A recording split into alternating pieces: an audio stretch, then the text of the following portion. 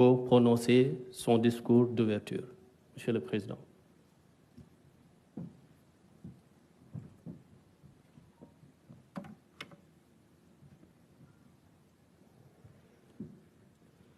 Monsieur le Président de l'Assemblée nationale, Madame la Présidente du Haut Conseil des collectivités territoriales, Monsieur le Président du Conseil économique, social et environnemental, Madame la Présidente du Haut Conseil du dialogue social, Monsieur le Président du Conseil constitutionnel, Monsieur le Premier Président de la Cour suprême, Monsieur le Président, Monsieur le Procureur général près la dite Cour, Mesdames, Messieurs les anciens chefs de juridiction suprême, Monsieur le Médiateur de la République, Messieurs les officiers généraux, Monsieur le Président de l'Union des magistrats du Sénégal, Monsieur le bâtonnier de l'Ordre des avocats, Mesdames, Messieurs les membres de la communauté universitaire,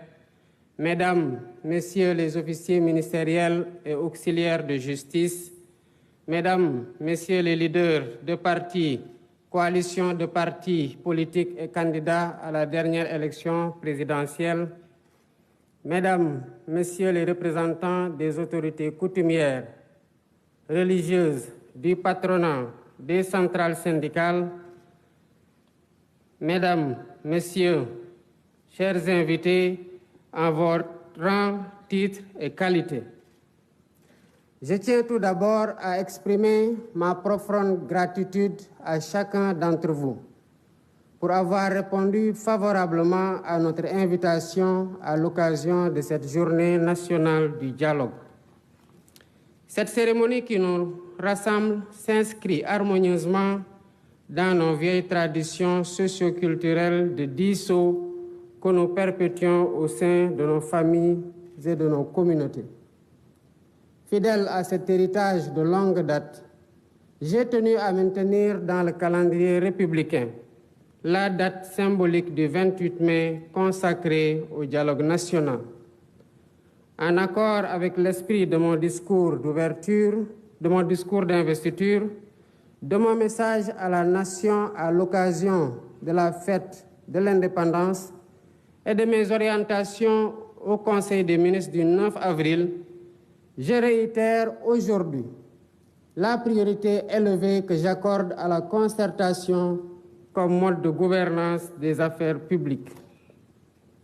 Je demeure en effet convaincu que la vertu préventive du dialogue en temps de paix éloigne les spectres de la tension et favorise les dynamiques consensuelles, consolidant ainsi notre démocratie et assurant la stabilité indispensable au développement économique et social dans l'intérêt supérieur de la nation. Dialoguer en temps de paix, en partageant la part d'humanité qui existe en chacun de nous, est un examen à l'aune duquel une nation mesure sa grandeur. C'est tout le sens de cette journée, dont le thème porte sur la réforme et la modernisation de la justice. La problématique et l'urgence d'y faire face nous interpellent tous au-dessus de toute considération partisane.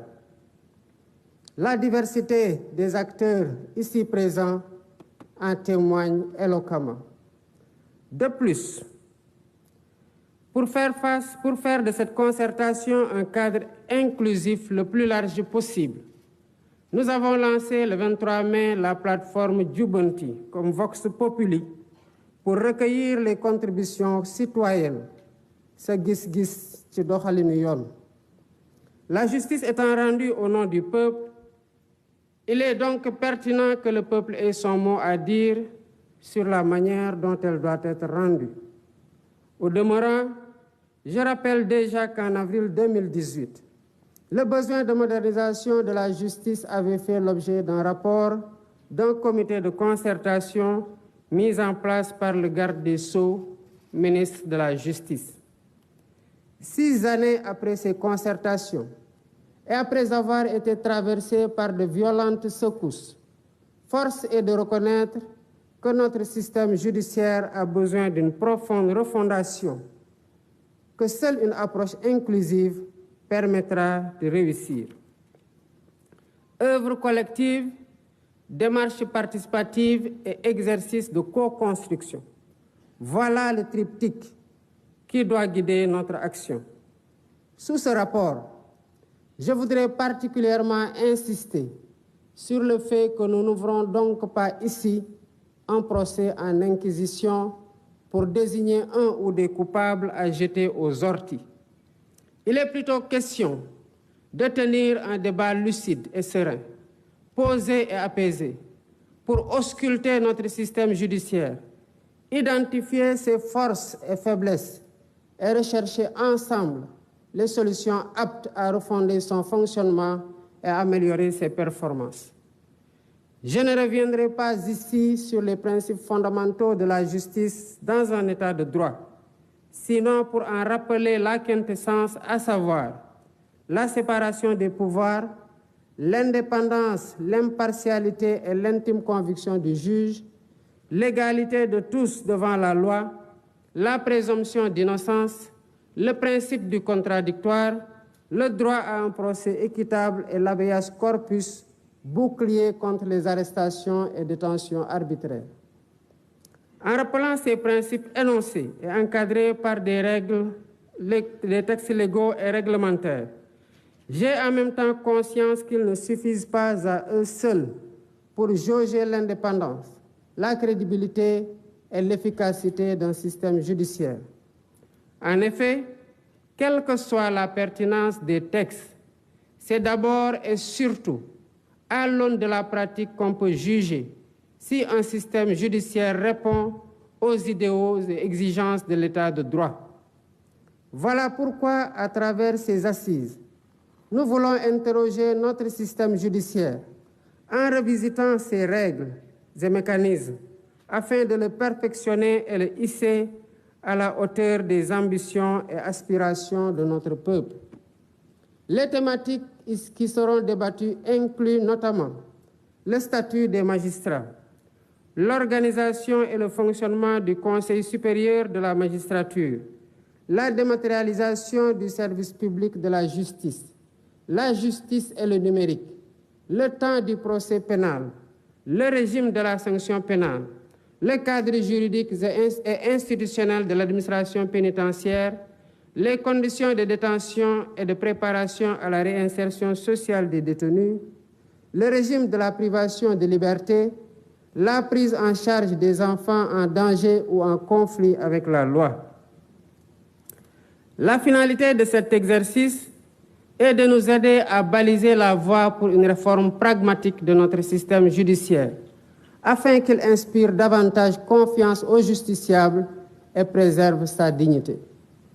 Pour ce faire, nous devons travailler à mettre en place un système plus transparent de gestion de la carrière des magistrats, à définir un régime de privation de liberté mieux encadré, à aménager un dispositif législatif et institutionnel de nature à favoriser la célérité dans le traitement des procédures judiciaires et à humaniser l'univers carcéral,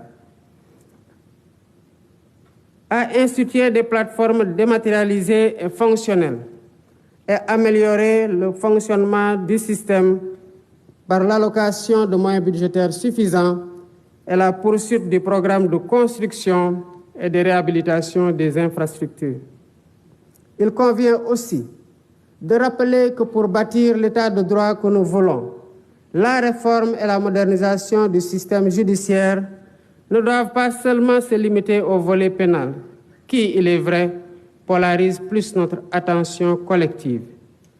Nous ne devons pas oublier les affaires civiles, dont la matière commerciale constitue une composante majeure, le droit du travail et le contentieux administratif, autant de domaines dont la prise en charge conditionne le fonctionnement de la justice. En portant nos réflexions sur tous les sujets à l'ordre du jour, je souhaite que nos échanges s'inscrivent dans une démarche pragmatique et répondent à la finalité de l'exercice. Mais ce faisant, Gardons-nous de vouloir bâtir une république des juges qui remettrait en cause le principe cardinal de la démocratie, à savoir le gouvernement du peuple, par et pour le peuple, en vertu duquel les élus restent les dépositaires légitimes du pouvoir étatique. Je suis confiant que nous pouvons y parvenir par une concertation sereine, ouverte et apaisée. Sur ce, je déclare ouverte la journée nationale du dialogue et souhaite plein succès à nos travaux. Je vous remercie de votre aimable attention. Voilà, sëñ Xaali président xaal nu yoon bi. waaw defe naa ne ni ñu. Excellence, Monsieur le Président de la République.